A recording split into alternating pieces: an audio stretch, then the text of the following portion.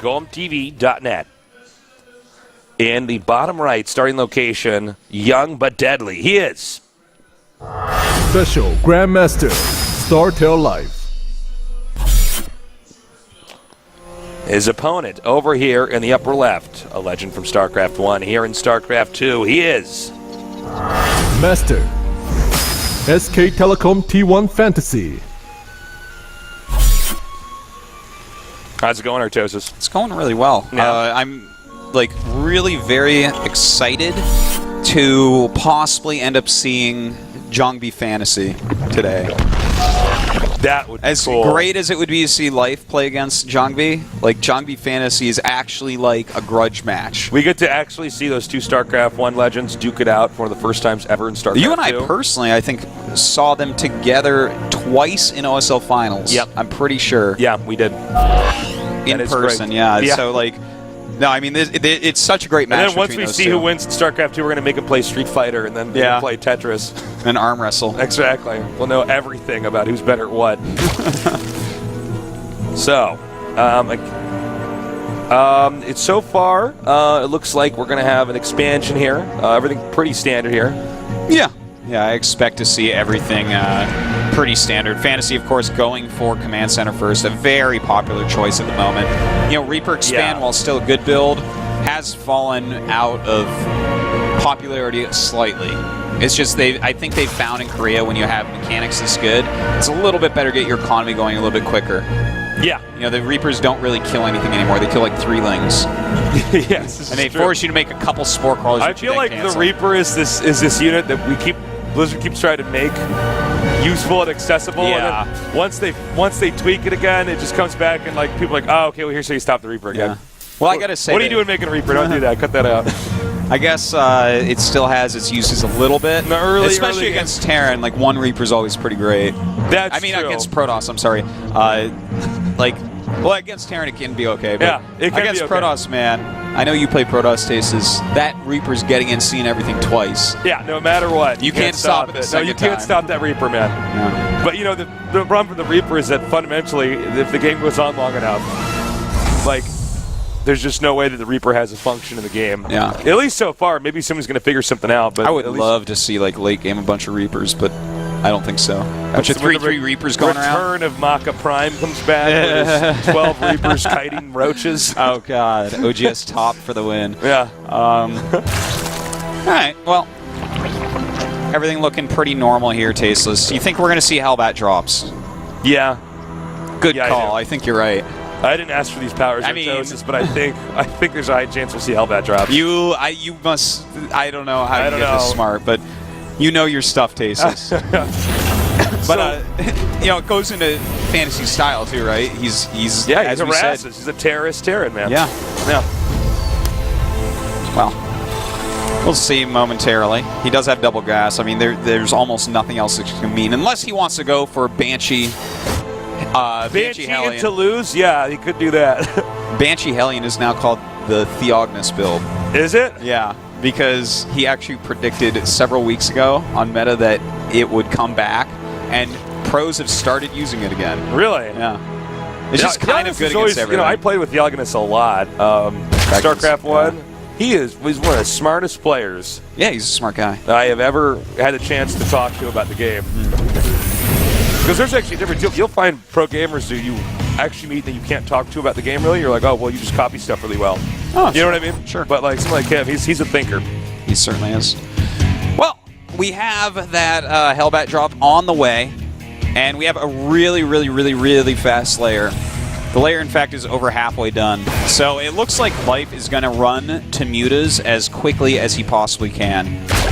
Yeah. We'll see how well he can defend against the Hellbat drop while doing so. But if he gets a Spore and Spine up, maybe grabs, you know, he has 4 Queens. I'd love to see him connect the creep in between the main and natural, though. And look at that Overlord spread in the middle. Look at the mini-map, Tasteless. That's actually pretty beautiful. Badass. Yeah. Like, nothing's going to surprise him, yeah. Like, that's actually so awesome. Look at him. Life. What's going on? Why are you so good, Life? He's our new Clyde. Well, it looks like the Overlord has scouted basically everything that Fantasy is doing right now. So, let's see. Couple spines going up. Will he Yeah. make spores, though? Because I really like the spore I think the defense. That spores, Sulky kind spores of. definitely don't hurt, man. Yeah. Well, if you have one spore in each line, you can't like sit there and heal the medevacs or the hellbats, which allows them to actually die. Then, believe it or not. Yeah. So I'd love to see that, but Life actually skipping that for now. He's done it in the past, but looks like he's content with 4 queens and his speedlings and a couple spines. Yep. Okay, so he's going to be hitting from 2 angles here. Or actually, maybe he's not. I see the Hellions going back now. It looked like he was going to drop in the main and then run into the expansion, but... Yeah. All right, so it looks like he did put down a creep tumor, by the way, to connect the creep. Queen's trying to chase down the medevac. Good job so far. A lot of damage on that medevac already. This medevac can be taken out. It's going to be boosted. It will go. Nut down. Okay, it actually managed to get away there, but oh my god, he needs to get those drones out of there. Whoa. That was so many drones that could have actually been killed just there. Yeah. Oh, he lost the medevac. Oh, he did lose the medevac. Yeah, he ended up losing it. I was about to drink some water. What killed the medevac? Queen. Oh, okay. Okay, so he saw the Spire, which is super, super important. There's 7 mutas already on the way. And Fantasy is grabbing an engineering base so he can make some missile turrets. Very important. I would love to see him grab a Thor as well, because this is going to actually be really hard to stop. Now, you got to consider the fact that Fantasy invested up until now, at about 9-minute marker, he invested everything into this drop. The drop did nothing. Like nothing. Like Nothing it made at all. drones move and then go back to mining. Yeah. That is the most you could say in a defense of that drop. So he is a little bit behind here. And with these mutas out now, you can't really drop anymore. At least there's an expiration date on the drops when they do come out, like this one here, because the mutas can just turn around and kill the medevac. Certainly. Now, notice he is chasing down some Marines. He's going to do as much harassment as he can. We do have a couple Widow Mines out, so he's got to be careful of that. And hold on, we do have another Hellbat drop coming down. Those drones are really clumped. Looks like he's going to get a good amount so far. Yep, that was a nice hit there. Yeah, very nice. But at the same time, Life starting to kill off quite a few SCVs over on the other side. Looks like the mutas are going to come back now. I thought for a little bit there, okay, they are going to come back. They might try to intercept that medevac. We have some drones now being transferred over here. So we'll see how many mutas he actually ends up making. I think he's going to make quite a few, but hold on, we do have another drop in the main base. Looks like he'll get a few drones here. It's about 3 more. But again, see, this is the problem when you start to drop, when there's... that was almost Can you actually crazy. check on your preview PC how many workers have actually been killed this game? It's been very few. Fantasy's killed 10 and Life has killed 4. Okay. So that's like not anywhere near what you would think based upon the openings of these 2 players. No, I know, right? Yeah. But really good defense on both sides, I guess, is another way you can look at it. Now, I really do like this attack. He knows that, there's not going to be Baneling speed yet for sure because of how many mutas are out. The mutas are basically where all the money of Life has gone so far, and a handful of Marines with Stim and Medevacs, and then a couple Widow Mines on top of that are going to do fantastically against just mutas. That's a very good point. Now, we have the Widow Mines, and the Marine's going to push out here. He's going to be very careful, because if those Widow Mines just so happen to hit the mutas, they're going to be out of commission for a long time. They can just all of a sudden win the game. Yeah. They can just actually move forward, stim, attack, spread, and win. So, well, right now we do have that 1-1 still on the way for Life. It's almost done. Baneling speed not yet quite halfway done, so that probably won't be done for this battle when it comes. So, Muta's coming up right now. And again, he's got to be very careful because if these Widow Mines hit these mutas, it could be bad. But Life, he basically invented micro against Widow Mines, so we'll see how well he can pull that off. All right, here we go. Oh, pretty good so far. Actually, that's so many mutas, he can just kill this all off. Yeah, and he is going to kill it all off. Life actually just slapping this attack down. That was really well done. I don't know if Fantasy can win this. Fantasy has just not done enough damage, and he's now going to lose all of his medevacs, so that puts his medevac count back to 0. He certainly has lost quite a bit, hasn't he? Now there's 1-1 upgrades, and it's almost 1-1 for Fantasy, but Baneling speed is finishing up, so that's going to help. Yeah. But I guess my favorite part of what I've seen here, aside from the really clever opening from Life to rushing mutas so quickly, is how long he's delayed this 3rd base for Fantasy. Yeah. This thing should be mining by now, but he's slowed it pretty well. It's very true. It looks like the mutas are now going to hit the reactor here. And Marines now being chasing them out, excuse me. Life going up to the 4th base here, and I feel like Life has not really missed a beat yet. You know? Even this, and in fact, this medevac drop up here, I feel like this is early Wings of Liberty when we would cast guys who would just load up units into medevacs and then fly them to the other guy's base so the mutas can kill them. You know, I think he's sending this one towards the main to try to just draw mutas back so he has enough time to... Yeah. Because even though he definitely will lose this without doing much... If he's actually just doing that, he shouldn't have loaded up with that many Marines. Because you could actually just send a medevac out that's empty.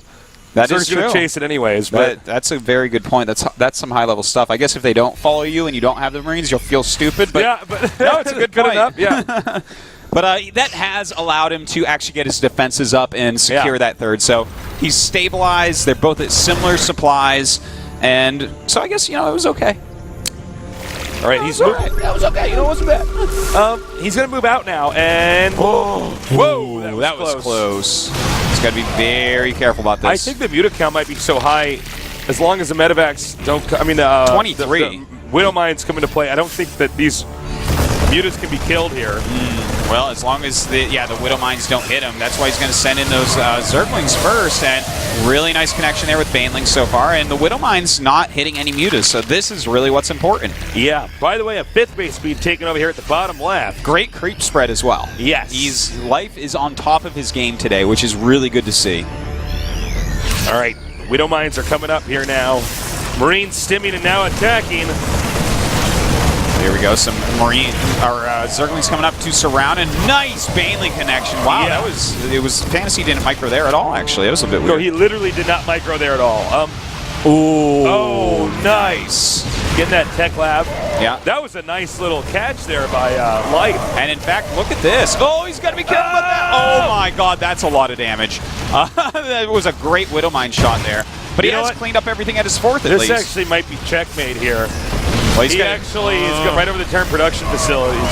As long as he keeps his mutas grouped together. Now, see, if he keeps his mutas grouped together and he just parks over this area, he can actually just kill everything when it comes out. If he hadn't gotten hit by that Widow Mine so clumped up, I think that could have been, as you said, a checkmate. Yeah. Because he just didn't have quite enough hit points to kill all the Marines that were popping out. Yeah, had that Widow Mine not connect, he shouldn't be able to park over there and then everything that's popping out dies. In fact, I think this game is almost over anyways. Well, Fantasy, man, you know about his GG time, and this guy's going to try to the bitter end. I know, right?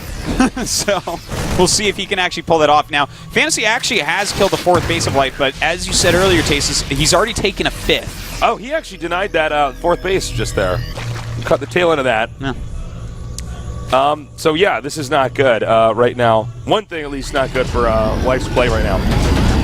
Well, we'll see what can get done here. They do have very similar supplies still, and this is the part where it gets a little bit more scary for Zerg because we have that +3 on the way for Fantasy, whereas there's no Hive yet for Life. Oh, this is what happens. Bad. Ooh, nice splitting. Wow. Yeah. Not bad at all. I really thought that was going to do a lot more damage, but he denied all of that. All right, now we do have this big Mutalisk harassment in the main base. He did leave a good clump of Marines there for defense. All right, now he's pushing over here into the bottom left location, trying to take out base number 5 here. Number 4 already taken out, by the way. And, that is a lot of Widow Mines, especially way back. Look how far back he's actually left Widow Mines here. And he actually... No, yeah, the mutas can actually win this fight, excuse me. Well, it's hard to call with the medevac there, yeah. And the upgrades as well. Well, he's lost so many mutas at this point, he can't lose that base. If he loses what is currently his 4th, the game is definitely Fantasies, I would say. Yeah, exactly. He has to hold this no matter what. The thing is, he's lost so many mutas this game, Tasteless. So much money going into that. All right, Lings and mutas are coming up here again. Actually, oh my God, I think Fantasy is just about to turn this entire game around. Yeah, I actually can't believe this. Wow. Well, Fantasy has just played completely solid this entire time. Like, Life played really well, really coolly. Yeah. But at the end of the day, the few moves that he had that really could have been the biggest moves of the game, Widow Mines hit him. Yeah. Widow Mines happened in this game. Yeah. So he's lost his 4th base. He's on 3 base against 3. Fantasy's about to take his own 4th. Fantasy has more supply, and he's about to have his +3 attack for these Marines. And let me just take a quick look here. 9 Widow Mines, 6 Medvacs. It seems like that's good enough, you know? Oh my. Yeah, you know, this is kind of a funky game because Life was so ahead for so long, but Fantasy has saved strength. This is why he's one of the best StarCraft 1 players of all time. He's just very consistent. He's very in control. Well, you know, they were... Even when he's losing, he's very good at staying focused and doing what he needs to do. Yeah, Fantasy looking very, very strong. Oh, that was a low hit point medevac. Yeah, no kidding. Looks like he's going to go died for... before the mutas even shot at it, man. He saw the mutas and died. All right, it looks like Life is going to go for that 3rd base. If he can actually take that out, he still has a chance in this game. Because he needs to make this game super low economy and just make his Mutalisks work for him. We'll see if that ends up working. We do have an attack on his 3rd base. He cannot be losing that, though. That is so important. Nice detonation there. And actually, the 3rd base now taking a lot of hits. And it looks like, oh no, there's still too many Marines over here for the 3rd base here for Life. So Life should lose his hatchery by any measure. He's going to lose a lot of drones as well. Maybe the drone's not quite as important because he is so low economy at this point, but that hatchery, very painful to lose. All right, the medevac coming up here now, and actually hitting the 2nd. And mind you, there's only 1 base now that Fantasy has with minerals in it, and that's his 3rd. Or his would-be 4th. Yeah, the one over here. A lot of missile turrets on the way, very smartly, too. He knows that Life's only real chance this game is this Mutalisk clump. All right, so again, both players now on 3 bases. Oh, I spoke too soon. Life's on 2 bases and getting a 3rd here. Well, he's going after this base now. Only a couple missile turrets, but there are quite a few Marines. Again, these mutas are the only chance for victory for Life. He needs them and make them do so much more than Mutalisks normally do. Yeah. Continuing to mine here. Ooh, that Widow Mine is going to be gross. Where is this Widow Mine? We just barely couldn't see it because that mini-map. There's a Widow Mine sitting right next to those Lings and Banes. Oh, really? I didn't even see that. Yeah. That could be bad. Anyways, we do have another drop coming up. Now, the mutas have come back, so this drop is not going to be a big deal. Oh, nice kill there, though. Yeah, the mutas can take this out with ease here. And I love that, going to that medevac first. You want to make sure that doesn't get away. Another attack coming up here, and it doesn't look like Life was quite prepared. All right, it looks like moving forward. There's 1 Widow Mine that's still active there, I believe. So that's going to be the most important thing here. Now, be uprooted. They do downroot so quickly, though, with those drilling claws. And, oh, wait, there are a couple more behind. He's got to be careful not to get hit. Oh! And, well, that hit wasn't the best hit on the mutas, but still, it was a hit. Not clear if he can win this fight or not. The Widow Mine's just now burrowing and now bruising these mutas. Oh, wow. A lot of damage done in the mutas, but the Marines very low as well. If Life just has a little bit more, he might be able to break through this army. And he drives the mutas back. Look at Life just barely hanging on to this 3rd base here. A 4th right now for Fantasy being taken as well. Oh, this is getting too painful, Tasteless. We just have the complete rallying right now from Fantasy. And I don't think Life holds the next one, especially with this little drop here that he has to deal with. He's not going to have enough units up at his 3rd base to stop anything. And this should be GG. GG. Wow. Fantasy, I gotta say that was some of the most impressive Terran play I've seen in a while, actually. Yeah, he played fantastically. Behind for basically like 70% of that game. You know, Life played a really cool style, this super fast layer to get really quick mutas. But to do that, you do have to sacrifice a ton of economy. You have to mine a ton of gas and put a lot of money into mutas early on before your 3rd. So that gave Fantasy still a chance. Even though his Hellbat drops didn't do much, you know, he gave up some amount of economy to get those out so quickly. So yeah, he just kind of hung on and weathered the parts where Life could have gotten a victory. And a lot of that was done with really nice Widow Mines. We got Life here kind of reflecting on that game, and, you know, he didn't quite... I'm fairly certain Life was sure he was going to win through most of that game. It looked like he was doing everything right, but then Fantasy just stuck to it and eventually turned that game around. Really impressive stuff. Well, you know what that means. We get to see Jongbi against Fantasy. It's going to be sick. I cannot wait. True. Yeah. Who do you think wins with those two? It's a hard one. It's a really hard one. I'm going with Jongbi, though. I'm actually going with Jongbi. I think you are right. Yeah. I like Jongbi's style, like stylistically speaking. As far as StarCraft 2 goes, I think you can predict that Fantasy is going to be very aggressive with drops. Sure. And if he plays kind of either something very sharp to abuse Fantasy not being at home, or maybe a very defensive style, I think that it's going to play well against him. Can't disagree with that. All right, we're going to take a quick little break. When we come back, we're going to go on and see a sick match between Jongbi and Fantasy. Stay tuned.